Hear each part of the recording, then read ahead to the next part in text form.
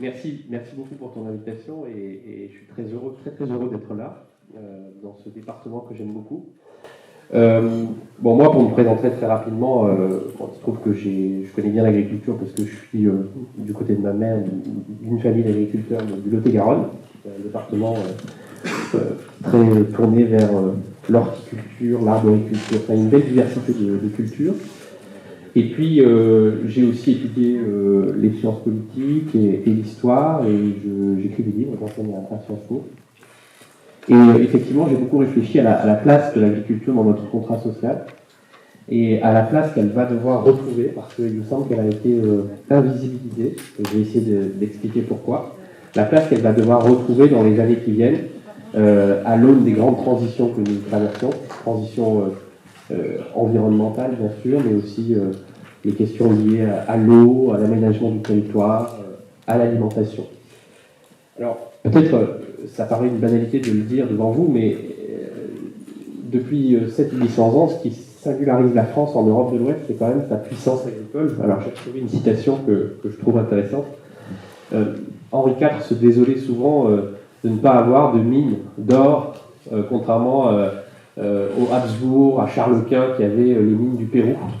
Et son ministre Sully lui avait répondu « Mais sire, le labourage et le pâturage sont les deux mamelles dont la France est alimentée, et ce sont les vraies mines et trésors du Pérou. » Et ça résume assez bien l'état d'esprit et la centralité de l'agriculture dans la puissance française. Il faut quand même le rappeler, si la France a été la nation la plus peuplée d'Europe jusqu'au début du XIXe siècle, c'est aussi parce qu'elle était une puissance agricole dans laquelle les habitants étaient bien nourris. Et c'était, à cette époque, le fondement de la richesse des nations. Et toute l'armature urbaine française, tout l'aménagement du territoire s'est construit autour de cette puissance agricole. Fernand Braudel, qui est peut-être le plus grand historien français du XXe siècle et un très grand connaisseur de la ruralité, disait la grande spécificité française, c'est le système ville-bourg-village. C'est-à-dire qu'on ne peut pas faire 15 ou 20 km en France sans tomber sur une petite ville, un village, un hameau. Et ça, c'est très lié à notre organisation du territoire. Et ce qui est intéressant, c'est de voir que l'industrie en France s'est développée à la maille de l'agriculture. Contrairement à l'Angleterre, où l'industrie s'est développée dans 3 grandes villes, Londres, Manchester, Liverpool, en raison d'un édit royal qui s'appelait le Weavers Act, qui interdisait la dispersion des métiers à tisser dans la ruralité, parce qu'on ne voulait surtout pas qu'il y ait des révoltes dans les campagnes anglaises. En France, très vite, on a eu des outils de production de manufacture ou proto-industriels dans les campagnes. Ce qui fait qu'aujourd'hui, par exemple, dans la ruralité, il y a plus d'ouvriers que dans les villes. Et donc on a cet entrecroisement entre agriculture et industrie qui est très fort. Agriculture, artisanat, industrie, et donc un tissu de savoir-faire très fort. Et ça, c'est quelque chose qui est resté vraiment au cœur de notre pacte social, et ça n'a pas changé avec l'arrivée de la République après 1870. Les républicains qui installent la Troisième République décident de passer un pacte très fort avec la paysannerie. Et ce pacte, c'est en gros l'instruction publique, donc un effort quand même massif dans l'éducation et avec les fameux hussards noirs. C'est un effort d'aménagement du territoire parce que c'est au XIXe siècle, sous la Troisième République, qu'on va tirer les réseaux d'adduction, d'assainissement, un peu plus tard l'électrification, avec des véhicules juridiques très très originaux qui ont rayonné dans le monde entier après, les syndicats d'initiative à vocation unique, les syndicats d'initiative à vocation multiple, Civus, Civom, et les délégations de services publics où on confie à des opérateurs le soin de tirer ces réseaux. Ça a été un très grand succès de la Troisième République et de l'aménagement du territoire dans la ruralité. Et puis, il y a une date qui est très importante, je crois, dans notre histoire collective, c'est 1931, parce que en 1931, c'est la première fois que la population agricole passe derrière la population urbaine. C'est-à-dire que c'est l'année du 50-50. Et ensuite, on entre dans un trend qui ne cesse de baisser. Et ce qui est effrayant, effectivement, quand on voit les derniers chiffres des recensements agricoles, c'est que le nombre d'exploitations continue de baisser. Je parlais avec votre président tout à l'heure, il me disait 5200 exploitations dans le Maine-et-Loire, c'était 10 000 en 2000. Donc on voit effectivement ce trend continue de s'accentuer. Et ce qui s'est passé après 1945, c'est qu'il y a eu un changement de paradigme, c'est-à-dire, et le début de l'invisibilisation a commencé là. C'est-à-dire qu'on sort de la guerre, comme vous le savez, exsangue. La France s'était effondrée en 1940 face à l'armée allemande. Et il y a tout un discours modernisateur qui se développe dans les élites françaises, qui consiste à dire, si on a perdu la guerre, c'est aussi parce que nous n'étions pas assez performants, on n'a pas construit assez d'avions, assez de chars face à l'Allemagne, et il faut rentrer dans le club des grands États industriels.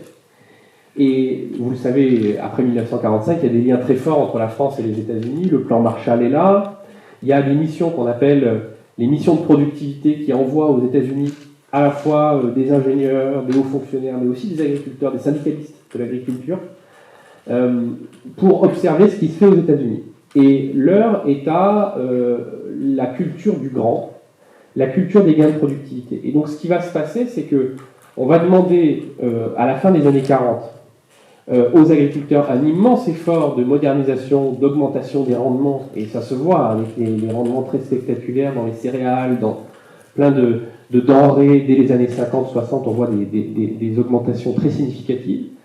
On va leur demander donc un effort de modernisation de l'agriculture qui va être permis en partie par la mécanisation, l'arrivée des moissonneuses-batteuses, de la traction agricole, souvent financée avec les crédits du plan Marshall, financé par l'endettement aussi parfois.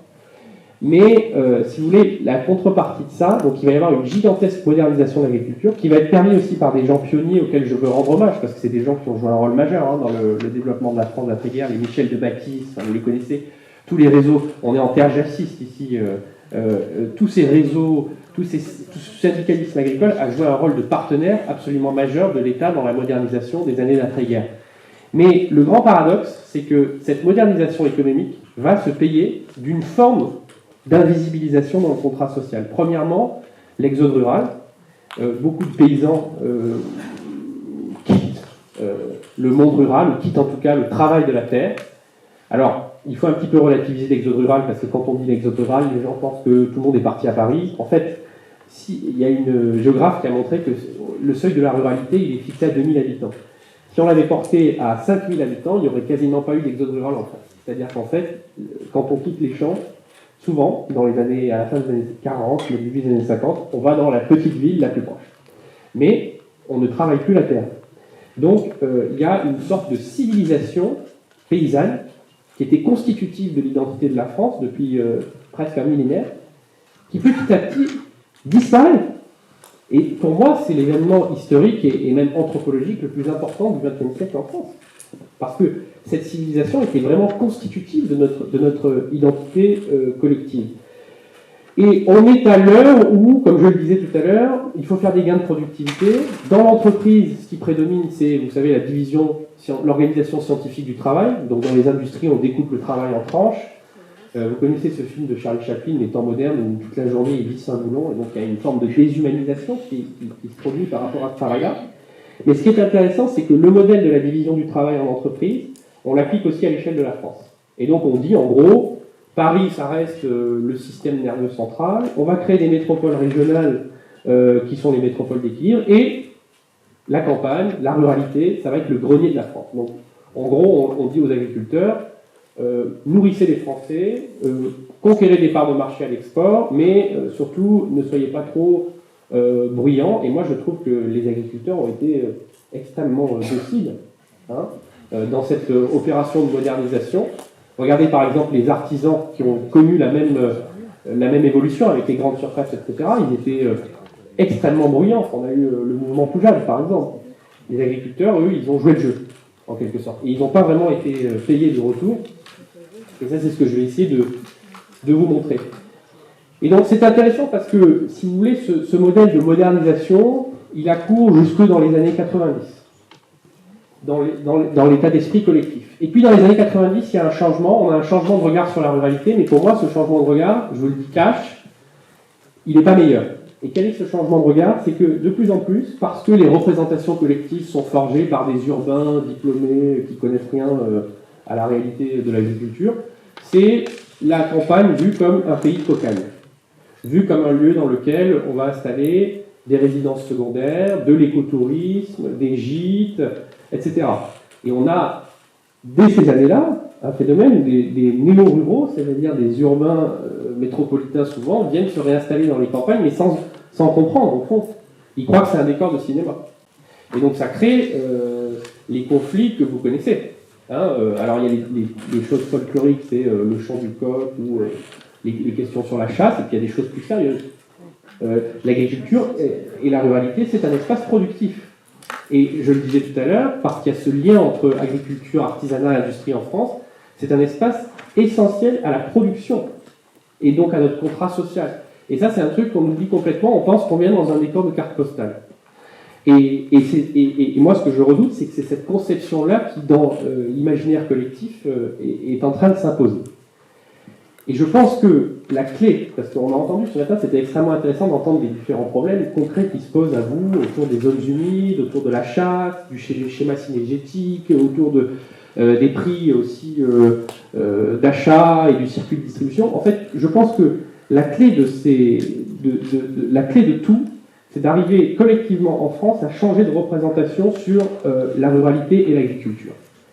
Et moi, je défends une thèse, c'est que dans les années qui viennent, l'alimentation comme l'énergie vont revenir au cœur de notre contrat social, alors qu'elles avaient été invisibilisées après 1945. Pourquoi invisibilisées?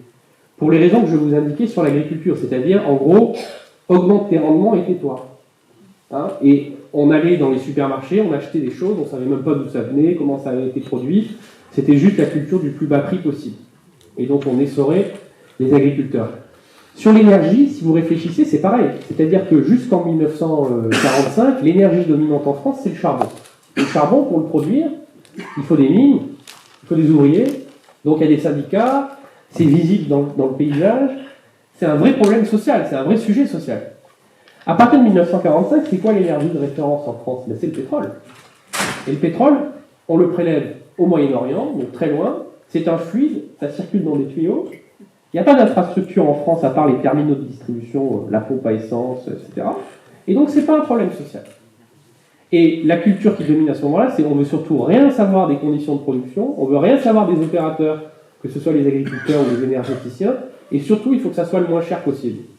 Donc, tant qu'on paye sa barquette de fraises 30 centimes et son essence 50 centimes du litre, tout le monde est content.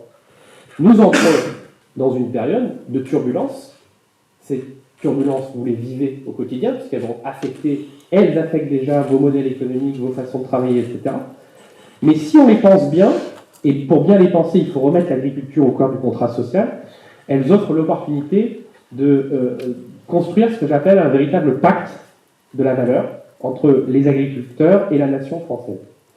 Et ce pacte de la valeur, c'est un pacte, en fait, qui consiste à dire, remettons et l'énergie et l'agriculture, parce que leurs destins vont être de plus en plus liés au cœur de notre contrat social, remettons-les en visibilité. Les remettre en visibilité, ça veut dire arrêter de jeter ce voile pudique sur celles et ceux qui nous nourrissent. C'est arrêter de jeter ce voile pudique sur les modèles économiques. C'est arrêter d'imposer des normes sans essayer de comprendre comment ça va se traduire sur un compte de résultats, comment ça va se traduire sur des conditions d'exploitation, des conditions de travail. Si on fait ce travail, mais c'est un travail politique au sens noble, c'est pas un travail politicien d'estrade électorale, c'est un travail de réflexion collective, donc c'est un travail politique au sens noble du terme. On remet, en quelque sorte, ces sujets au cœur de l'agenda. Et j'ai la conviction que l'énergie comme l'agriculture vont redevenir centrales. On le voit aujourd'hui de manière négative. Vous voyez les prix du gaz qui explosent, les prix de l'électricité, vous voyez la situation dans laquelle est l'EDF. Hein. On va avoir des questionnements similaires sur l'alimentation et sur l'agriculture dans les années qui viennent. Et donc, moi, je suis persuadé qu'on peut construire un pacte de valeurs, entre les agriculteurs et la nation autour de trois choses. Un pacte de valeurs économiques. Parce que pour moi, le sujet central, c'est qu'on puisse vivre, et vivre bien, de ce travail qui est aussi une passion, et qui est aussi central à notre contrat social. Et aujourd'hui, quand on voit les chiffres, vous les connaissez par cœur, hein, le revenu médian 1 300 €, des retraites rikiki, on voit bien que ce modèle n'est pas acceptable. Donc il faut qu'on trouve un moyen, ça passe évidemment par les négociations avec la distribution et avec les autres maillons de la chaîne qui souvent, eux, réalisent des profits XXL. Ça passe aussi, je pense, par une diversification des sources de revenus. Vous avez entendu parler du rapport RTE sur les futurs énergétiques de la France. La France s'est engagée à sortir du carbone, enfin des énergies fossiles en 2050. Si je prends ce rapport RTE, donc personne ne discute dans la campagne présidentielle, c'est vrai que c'est un tout petit sujet, hein, ça n'a pas d'importance. Si je prends ce rapport, je vois que même le scénario le plus dépendant de l'électricité nucléaire, c'est-à-dire celui qui dit 50% de notre électricité va être produite par le nucléaire, c'est un scénario qui nécessite un recours très important à l'éolien, ça peut être offshore, parce que onshore ça pose souvent des problèmes, un recours très important au photovoltaïque, un recours très important au biogaz, à la méthanisation et à toute autre source d'énergie. Je ne vois dans le débat aucune réflexion sur la planification, sur la répartition, sur l'usage du foncier, sur comment est-ce qu'on utilise ça pour des sources de revenus aussi complémentaires, parce qu'il y a un vrai modèle économique qui peut être construit. Il y a des compléments de revenus, et pas qu'un peu, très intéressants qui peuvent être trouvés là-dedans. Donc là, il y a un pacte de valeur économique, mais c'est aussi un pacte de valeur environnementale, qui est absolument majeur et qui aujourd'hui n'est pas vraiment pensé. Donc on fait des deals au coup par coup, on plante 3 éoliennes, ça pose des problèmes, c'est du contentieux, on s'en sort pas, vous voyez. Et on a ces difficultés absolument majeures, faute de dialogue, faute d'avoir une gouvernance adaptée. Et ça, c'est un vrai sujet, et c'est un sujet qu'il faut qu'on arrive à aborder de manière très froide. Je pense à la même chose pour la séquestration du carbone. Les études les plus sérieuses de l'INRAE, etc., nous montrent que les sols sont capables d'absorber 5, 6, 7% de nos émissions de CO2. Est-ce qu'on va se décider à construire un modèle économique, un modèle de rémunération autour de ça? Ça, c'est un sujet qui est absolument majeur aussi pour les années qui viennent. Mais si vous voulez, je pense, j'ai vraiment la conviction que ce qui est absolument clé, c'est qu'on sorte de cette représentation de papier glacé de magazine, c'est-à-dire la ruralité, c'est un lieu qui n'est pas productif, c'est un lieu de carte postale. Il faut accepter le fait que c'est un lieu productif et que ça va le redevenir de plus en plus.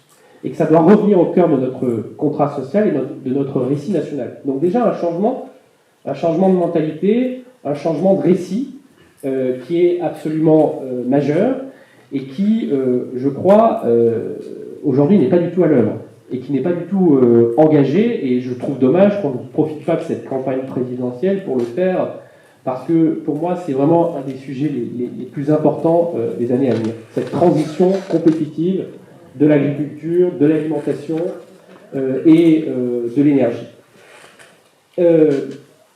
Pour ça, il ne suffit pas de changer de récit, même si c'est, vous l'aurez compris, à mon avis, très important et même essentiel. Il faut aussi changer de gouvernance. C'est-à-dire qu'aujourd'hui, effectivement, on voit bien que les normes tombent, souvent de manière verticale, avec un effort d'explication, même si le dialogue avec les services de l'État s'améliore, moi je trouve, de manière globale, mais les choses tombent comme ça, de manière verticale, sans forcément d'explication. Les capacités de dialogue parfois sont rompues. Moi je le vois, je suis issu d'un département où on a un vrai sujet avec une retenue d'eau qui est le lac de Caussade. On voit que l'état du dialogue est extrêmement dégradé entre les agriculteurs, qui ont des revendications qui sont visibles, parce qu'ils ont des besoins pour leur production, les services de l'État, d'autres parties prenantes. Et ça, c'est vraiment un déficit de dialogue constructif. C'est pas simplement dialoguer pour dialoguer, mais c'est être capable, en fait, de partager ensemble des diagnostics sur le futur énergétique, sur le futur alimentaire de notre pays. Donc ça suppose vraiment d'avoir cette capacité de diagnostic partagé. Et sur la base de ces diagnostics partagés, ça veut dire ensuite être capable de faire des compromis. Et ça, j'ai l'impression qu'on est aujourd'hui dans une ruralité qui, dans certains territoires, est vraiment au bord du gouffre. Alors ici, je sais qu'on est sur des terres très paisibles. Je vois que ça me fait sursauter. Mais... Non, mais c'est quand même la douceur angevine. Donc... Voilà, parce que je peux vous dire qu'en Lot-et-Garonne, Christian Norbert doit connaître le dossier. On a des échanges un peu plus musclés. Ici, c'est connu pour ça, en tout cas. L'Ouest, on sait se parler, on sait trouver des compromis. Mais ce que je vois, c'est que dans beaucoup de communes rurales, par exemple, avant, vous aviez une liste qui était candidate au municipal et qui rassemblait un peu tout le monde. De plus en plus, on voit qu'il y a deux listes les néos et les archéos, si j'ose dire. Je le dis en grec. Il n'y a aucune... Voilà, moi je me sens plus archéo que néo aussi. Mais si vous voulez, et moi je vois, je prends toujours le sud-ouest natal comme étalon, mais je vois que ça pourrit l'ambiance dans certains villages, dans certaines communes rurales. Il y a vraiment une dégradation de l'ambiance. Je disais tout à l'heure, le chant du coq, c'est un peu folklorique, mais c'est pas neutre. Et après, ça peut porter sur des sujets beaucoup plus sérieux, les usages de la forêt, les usages du sol. Donc vous voyez, je pense qu'on a vraiment besoin de changer complètement d'état d'esprit et de récit autour de la ruralité, de la remettre au cœur de notre contrat social, parce que l'énergie et l'alimentation vont redevenir les deux pierres angulaires de notre contrat social, mais on doit aussi changer d'architecture démocratique, et on doit apprendre à décider ensemble. Et vous voyez, un des problèmes majeurs, c'est que ce qui a fait les grandes heures du syndicalisme agricole après-guerre, c'est qu'il y avait une vraie, j'aime pas le mot cogestion, mais une vraie co-construction entre l'État et ses leaders agricoles pionniers. Il faut qu'on arrive à inventer ça aujourd'hui, parce que le défi énergétique, le défi alimentaire, c'est pas juste un défi qui va être pris en charge par le politique ou les représentants de l'État tout seuls dans leur coin. C'est un défi qui va nécessiter l'engagement de tous les acteurs, et en particulier des acteurs économiques. Et donc, c'est un défi qui nécessite d'inventer de nouvelles façons de décider ensemble, de trouver des compromis.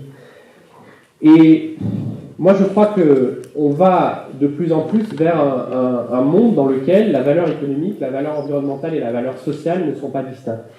Moi, je parle dans mon livre d'économie du bien-être, dans laquelle l'éducation, la santé et l'agriculture seront les trois piliers essentiels. L'économie du bien-être, c'est quoi? C'est de dire la performance économique, ça doit rester la base d'une entreprise. Une entreprise, elle est là pour dégager des profits et être à l'équilibre au moins, et être performante sur le plan économique. Mais dans l'ADN de l'entreprise, il doit y avoir aussi la recherche d'un développement durable, donc d'un équilibre environnemental, et aussi, c'est très important et il ne faut pas l'oublier, du lien social. Et là où c'était déséquilibré après-guerre, c'est que souvent, en fait, on a recherché l'augmentation des rendements au détriment parfois du lien social. Et donc, toutes ces sociabilités, toutes ces solidarités paysannes, qui étaient vraiment constitutives d'une civilisation, se sont disloquées.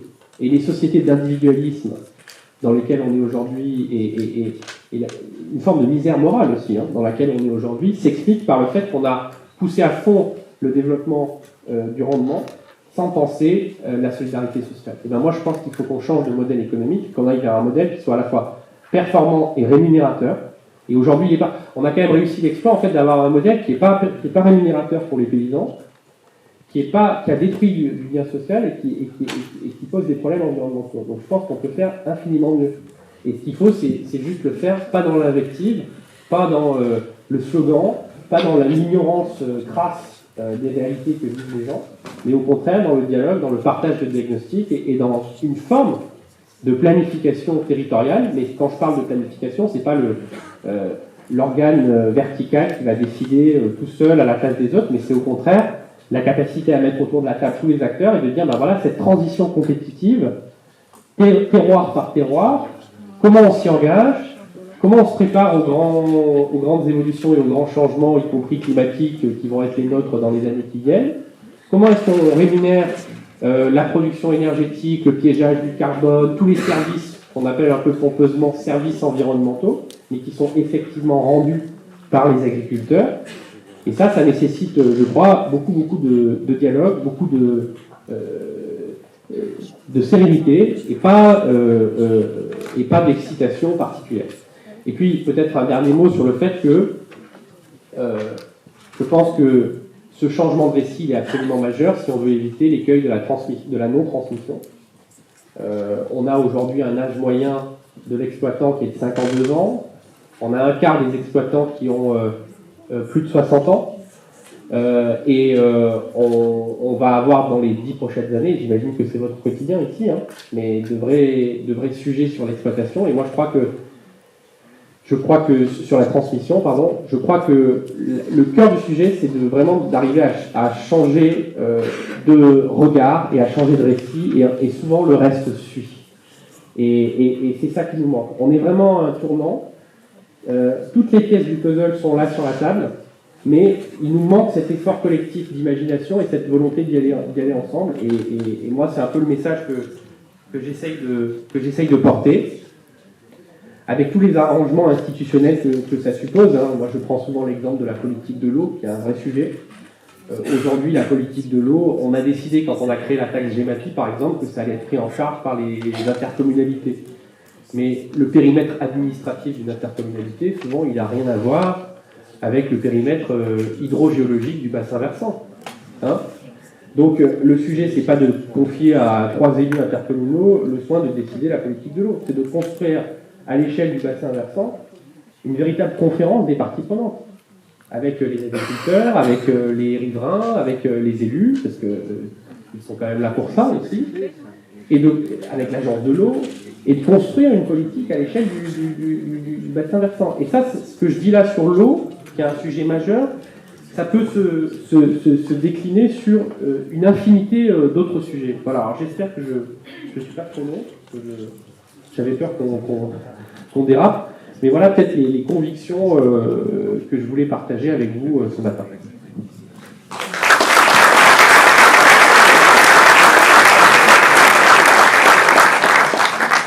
Merci David d'apporter ton regard. Je suppose qu'il va y avoir des réactions, des questions. N'hésitez pas de lui poser des questions, David, sur l'analyse qu'il fait, parce que moi j'ai marqué le comment. Parce qu'à un moment donné, quand tu me dis qu'il faut en fait changer de regard, qu'il faut en fait faire accepter les ruraux qui sont en fait sur un espace productif, en fait là on le dit, mais nous on le vit au quotidien, et au quotidien on fait comment? Et Christian, je sais que tu l'aurais affirmé. Est-ce que ça marche? Moi, je vous ai écouté, j'ai trouvé très intéressant. Il faut vraiment que je vous invite à dîner, monsieur. Il faut vraiment que je vous raconte tout ce que fait la FNSEA, tout ce que font les agriculteurs en France. Et je vous reproche rien, vous ne pouvez pas le savoir, les médias n'en parlent pas. Les médias ne parlent que de ce qui ne va pas, réduisent la campagne électorale à des invectives, l'immigration, pas l'immigration, l'identité, pas l'identité, pas les sujets de préoccupation des Français. Puis ici, quand même, le pouvoir d'achat, avec même le président du FC que choisir ce matin, qui a dit qu'il faut que les agriculteurs vendent à perte, parce que nous, on veut manger moins cher. Donc quand c'est ça la promesse, c'est quand même ennuyeux. J'étais chez Apolline ce matin, Apolline de Maire, et j'ai bien commenté ce propos-là. Alors, moi je trouve fabuleux ce que vous avez dit, je m'y retrouve à 100%. Mais savez-vous que la FNSEA a regroupé 40 partenaires de la ruralité, tous du monde économique. Le monde économique de la ruralité, derrière la FNSEA, on a écrit un manifeste et on va le présenter au Salon de l'Agriculture pour justement dire la ruralité, c'est pas qu'un espace récréatif, c'est d'abord un espace productif, création de richesse, et les gens viennent habiter à la campagne quand elle est vivante, attractive et qu'elle crée de l'emploi. Savez-vous que les agriculteurs, sous la houlette de la FNSEA, ont imaginé un marché du carbone? Nous avons aujourd'hui 13 500 agriculteurs producteurs de lait et de viande pour faire un diagnostic environnemental qui compte le carbone sur leur exploitation, et j'ai 900 000 tonnes de carbone en stock dans ma poche, si vous voulez, je peux vous vendre des crédits carbone. Et on va créer une SAS qu'on va officialiser au Salon de l'Agriculture pour vendre ces crédits carbone. Ici a été créée une association qui s'appelle Solena, ça a été présenté, qui vend déjà, qui est reconnue d'intérêt général, qui est reconnue d'intérêt général, c'est-à-dire que les dons sont défiscalisés, c'est mieux que de donner à L214 ou à d'autres, tout en passant.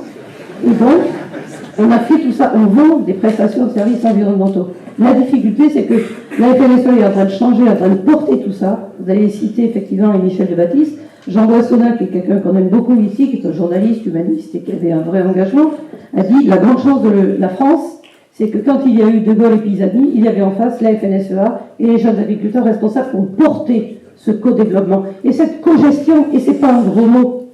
Et aujourd'hui, c'est encore la FNSEA et les JA, choisis par les agriculteurs, 55% aux élections professionnelles, ça fait rêver un certain nombre d'élus politiques, qui portent cette transformation et ce changement. On parle d'agroécologie, on parle de double performance. Tous les agriculteurs ici travaillent différemment d'il y a 20 ans. Mais ils ne veulent pas le voir, ceux qui entretiennent cette idée que les agriculteurs portent la responsabilité d'un certain nombre de dégradations. Ceux qui ont écouté Yannick Jadot hier soir, je ne l'ai pas écouté, mais ça m'est revenu quand je rentrais à la maison dans ma voiture, dire le problème de l'agriculture française, c'est la FNSEA. Bon, je me suis permis quand même de tweeter, plus il boxe sur la FNSEA, plus il baisse dans les sondages. Donc il continue. Moi, je ne demande que ça. Hein. Il était à 6, il est à 4-5. Donc il descend encore plus bas en racontant autant d'idioties. Lui contribue à faire du mal pour la réconciliation. Et la difficulté, c'est que tout ce qu'on fait, nous, est invisible, effectivement, parce qu'ils ne veulent pas le voir. Dans la société de communication extrême, la médiatisation, il y a les gentils et les méchants. Donc ils ont mis un certain nombre de personnes dans le tueur des méchants, et nous, on s'évacue, on veut en sortir. Mais on fait plein de choses. Moi, j'ai créé à la FNSEA un comité des parties prenantes. C'est là où je vais vous inviter. Un dîner par trimestre avec des gens qui viennent nous challenger sur ce qu'on est, ce qu'on fait, comment on en parle. Et chaque fois qu'ils repartent, ils disent « Oh, mais vous faites tout ça, vous, la FNSEA, mais c'est pas possible que ce soit pas connu, on va vous aider. » Éric Orsena, des nutritionnistes, des sociologues, des philosophes, Jean Viard, etc. Donc moi, j'ai besoin de vous aussi comme émetteurs positifs de ce que nous faisons mais qu'ils ne veulent pas voir. Les députés qui nous côtoient, qui nous connaissent, savent que nous sommes en train de changer. Quand vous parlez du dialogue, Madame Dupont, c'est exactement cela que nous faisons. Donc nous sommes dans une société où un certain nombre d'acteurs, de journalistes, d'animateurs de télé, d'animateurs de télé, Cyril Hanouna. On me dit que c'est un animateur de télé, Cyril Hanouna, connu, célèbre, il faut passer par lui. Mais jamais de ma vie, jamais.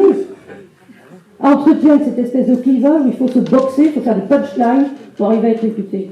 L'agriculture, c'est une activité de temps long. Nous, on sème, il faut 9 mois pour récolter. Nous, on sait qu'on travaille avec le climat, et parfois ça joue pas. Donc, on fait plein de choses. Et vous avez vu les agriculteurs ce matin, qu'est-ce qui nous parle plus des aspects environnementaux et des contraintes que des aspects de revenu de prix? C'est ça la réalité. Donc, nous, on travaille pour cette réconciliation.